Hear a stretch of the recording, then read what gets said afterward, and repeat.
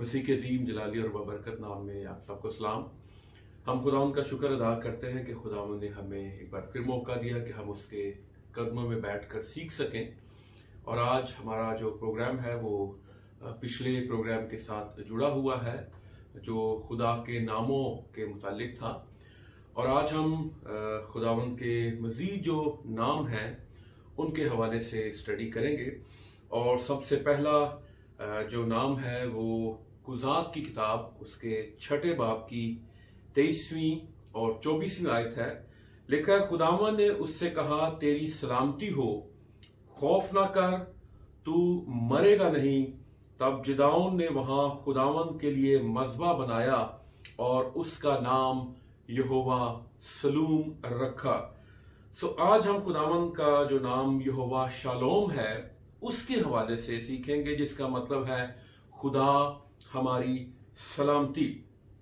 याद रखिए, शालूम जो है वो यहूदियों की जिंदगियों में एक जामे लफ्ज है जिसका मतलब है इत्मीनान, सरफराजी, फतह, खुशहाली, सलामती, तरक्की, हम आहंगी, बहाली जैसी हजारों बरकत इससे मुराद है। इससे मुराद सुलह, अमन, तहफ़्फ़ुज़, आसूदगी, सालम, तंदुरुस्ती, निजात का एतमाद जिसमें किसी सिमत से खौफ ना हो।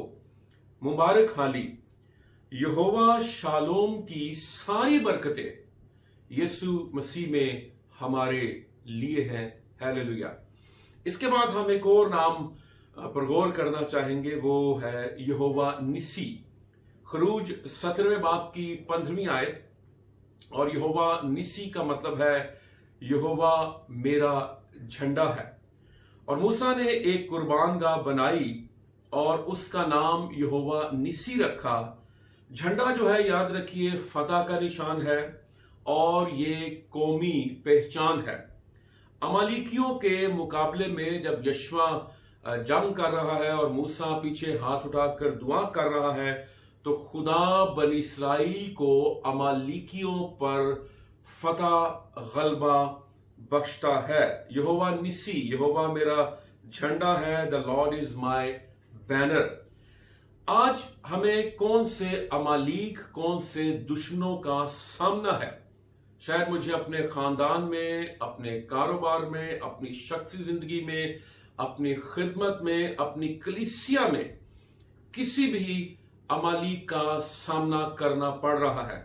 लेकिन याद रखिए कि हमारी जो जंग है, जो एक ईमानदार की जंग है, ये उसकी अपनी जंग नहीं है बल्कि खुदावंद की जंग है। और खुदावंद जंग में जोरावर है और वो साहिबे जंग है जो हमारी तरफ से सारी जंगें लड़ता है। आज भी जो दुनिया है वो अमालिकियों से भरी हुई है, लेकिन इस सारे दौर में, इस दुनिया में याद रखिए कि खुदा हमारा झंडा है, हमारी पहचान है, हमारी शनाख्त है। और उसकी सलीब का झंडा अगर हमारे हाथों में है और सलीब के झंडे के साए के नीचे अगर हम जिंदगी बसर कर रहे हैं तो फिर हम फतह से बढ़कर गलबा पाएंगे।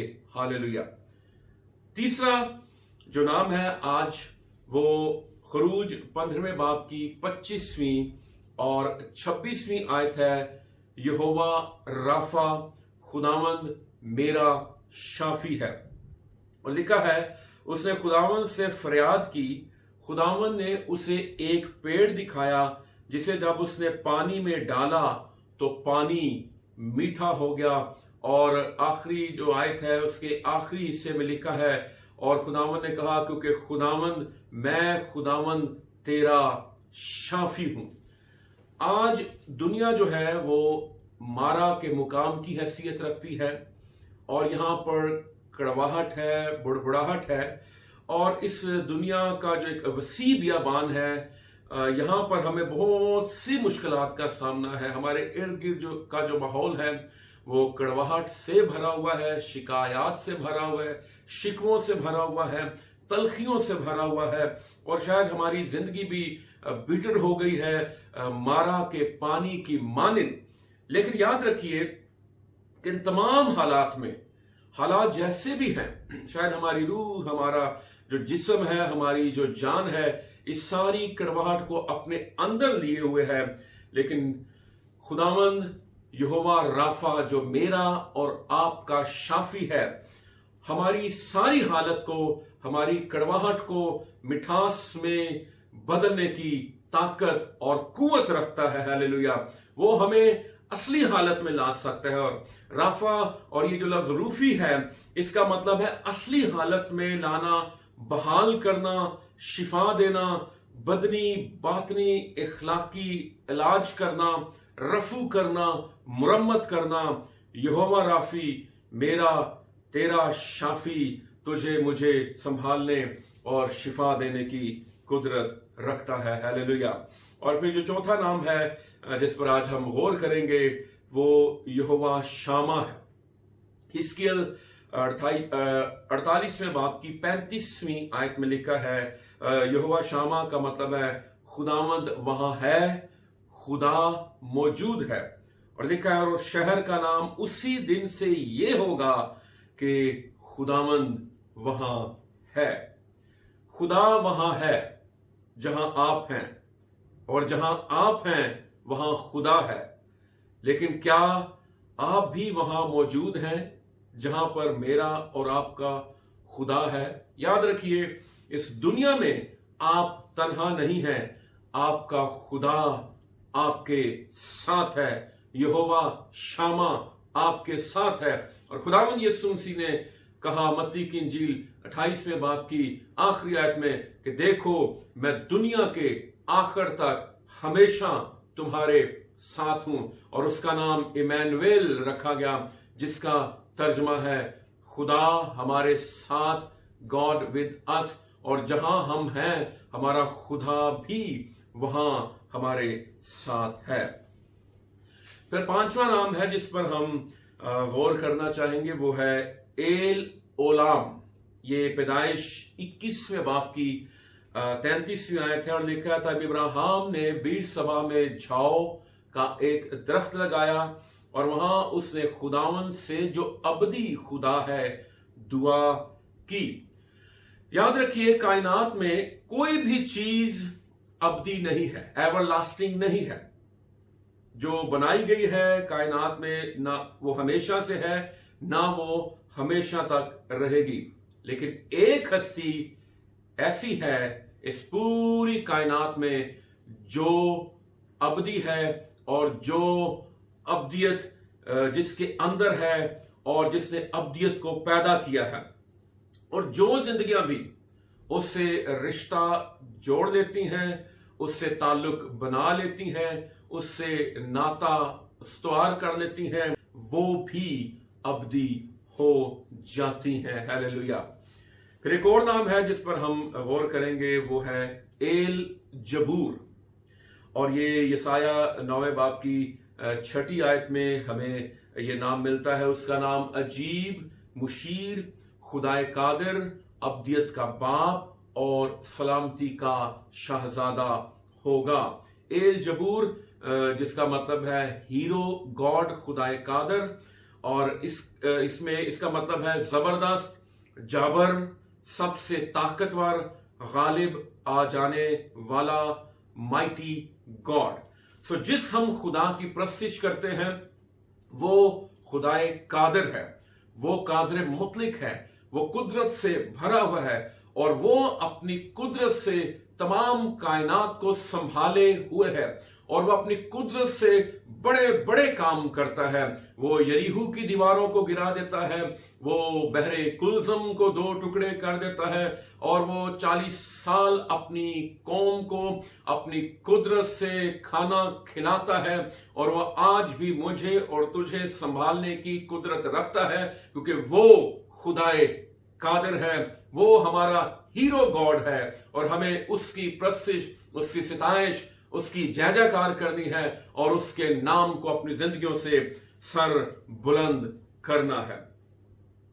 پھر 7واں جو نام ہے وہ یہوہ یری، بڑا مشہور نام، اور یہ تقریباً ہماری ہر دعا میں استعمال ہوتا ہے، اور جب ہم کسی چیز کی کمی کا شکار ہوتے ہیں، جب ہمیں کوئی چیز درکار ہوتی ہے، تو ہم دعا میں اسپیشل خدا کا یہ جو نام ہے یہوہ یری بہت استعمال کرتے ہیں، اور اس نام پر بہت سے گیت بھی بنائے گئے ہیں۔ یہوہ یری کا مطلب ہے خدا مہیا کرے گا، اور پیدائش 22ویں باب کی 14ویں آیت میں لکھا ہے، اور ابراہیم نے اس مقام کا نام یہوہ یری رکھا، چنانچہ آج تک یہ کہاوت ہے کہ خداوند کے پہاڑ پر مہیا کیا جائے گا۔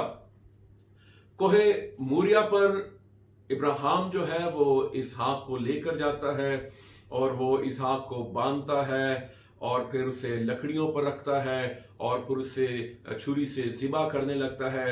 این اسی وقت خدا ایک مینڈھا، ایک برا مہیا کرتا ہے۔ کوہ موریا پر اسحاق کی جگہ ایک برا مہیا کیا گیا، مینڈھا مہیا کیا گیا، اور خداوند قادر مطلق خدا نے کلوری کے پہاڑ پر بھی ایک برا مہیا کیا، جسے خدا کا برا کہا گیا، اور یہ یسوع مسیح جو میرے لیے اور آپ کے لیے، اور جو میری جگہ پر آپ کی جگہ پر عوضی کے طور پر پیش کیا گیا۔ خداوند ہمارا خدا ہماری مشکلات میں ہمیں جو کچھ بھی درکار ہوتا ہے، ہماری ضرورتوں میں وہ ہمیں مہیا کرتا ہے۔ رومیو 8ویں باب کی 32ویں آیت میں لکھا ہے، جس نے اپنے بیٹے ہی کو دریغ نہ کیا بلکہ ہم سب کی خاطر اسے حوالے کر دیا، وہ اس کے ساتھ اور سب چیزیں بھی ہمیں کس طرح نہ بخشے گا۔ آمین۔ پھر فلپیوں 4 باب کی 19ویں آیت میں لکھا ہے، میرا خدا اپنی دولت کے موافق جلال سے مسیح یسوع میں تمہاری ہر ایک احتیاج رفع کرے گا۔ ہمیں خدا کی طرف دیکھنے کی ضرورت ہے، جو ساری کائنات کا پروردگار ہے، جو مہیا کرتا ہے، جو چرند کو، پرند کو، جانوروں کو، انسانوں کو، ہر ایک شے کو وہ اپنی قدرت سے اور وہ اپنی مٹھی کھولتا ہے۔ زبور کی کتاب میں لکھا ہے، ہر جاندار کی خواہش پوری کرتا ہے۔ ہمیں اس کی طرف دیکھنا ہے اور اپنی نگاہیں اس کی طرف لگانی ہے۔ پھر ایک اور نام ہے جس پر ہم غور کریں گے، اور یہ نام ہے ایل ایلیون۔ ایل ایلیون کا مطلب ہے خدا جو سب سے بلند ہے، اور پیدائش 14واں باب اس کی 18ویں سے 20ویں آیت میں جب ابراہیم کی ملاقات جو ہے ملکہ صدق سالم کے بادشاہ سے ہوتی ہے، تو وہاں پر جو لفظ ہمیں ملتا ہے اردو بائبل میں وہ خدا تعالی ہے۔ عبرانی میں خدا تعالی کو ایل ایلیون کہا گیا ہے، جس کا مطلب ہے خدا جو سب سے بلند ہے۔ ہمارا خدا جس کی ہم پرستش کرتے ہیں، جس کی ہم عبادت کرتے ہیں، وہ بلندیوں کا خدا ہے۔ ہاللویا، وہ سب سے بلند ہے، اس سے بلند اور کوئی بھی نہیں ہے۔ دنیا کا کوئی دیوتا، کوئی دیوی، کوئی معبود اس کی گرد کو بھی نہیں چھو سکتا، نہ اس سے بلند ہو سکتا ہے۔ ایک ہستی نے اس سے بلند ہونے کی کوشش کی، اپنے تخت کو خدا کے تخت سے بلند کرنے کی کوشش کی، جو کروبی تھا، مقرب فرشتہ تھا لوسیفر، اور پھر وہ اس پاداش میں زمین پر گرا دیا گیا اور وہ شیطان بن گیا، اور اس کی جو سارے پروگرام تھے، اس کے سارے جو منصوبے تھے وہ فیل ہو گئے۔ ایک ہی خدا ہے جو ایل ایلیون ہے، جو سب سے بلند ہے، موسٹ ہائی، جو خدا تعالی ہے، وہ ہمارا خدا ہے، اور جو اس سے بھی رشتہ استوار کر لیتے ہیں وہ بھی بلندیوں اور سرفرازی کو چھو لیتے ہیں۔ ہم خدا ان کا شکر ادا کرتے ہیں اور اس کے نام کو عزت اور جلال دیتے ہیں۔ اور آخر میں میں آپ کو بتانا چاہوں گا، پچھلے جو سوال کا جواب تھا کہ جب خدا نے ان کو خلق کیا تو ان کا کیا نام رکھا، تو بائبل مقدس میں لکھا ہے خدا نے ان کا نام آدم رکھا۔ آج کا جو ہمارا سوال ہے وہ اسی پروگرام میں موجود ہے. اس کا جواب کہ ایل اولام کا کیا مطلب ہے. ایل اولام کا کیا مطلب ہے. خداوند آپ سبوں کو برکت دے. اس پروگرام کو دوسروں سے زیادہ شیئر کریں تاکہ دوسرے لوگ بھی اس سے استفادہ حاصل کر سکیں. God bless you.